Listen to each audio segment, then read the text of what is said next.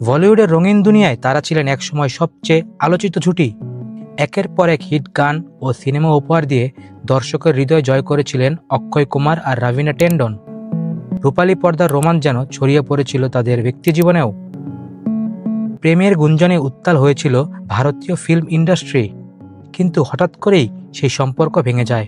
কারণ হিসেবে উঠে আসে চিরকালীন রহস্যময়ী নায়িকা রেখার নাম। ঠিক সেখান থেকেই শুরু হয় অক্ষয় রবিনার প্রেম কাহিনীর অপ্রত্যাশিত পরিণতি। ভারতীয় গণমাধ্যম সূত্র থেকে জানা যায়, রেখার সঙ্গে সম্পর্ক জমজমাট পর্যায়ে যাওয়ার পরই নাকি রবিনার সঙ্গে সম্পর্কে তিক্ততা তৈরি হয়েছিল অক্ষয় কুমারের।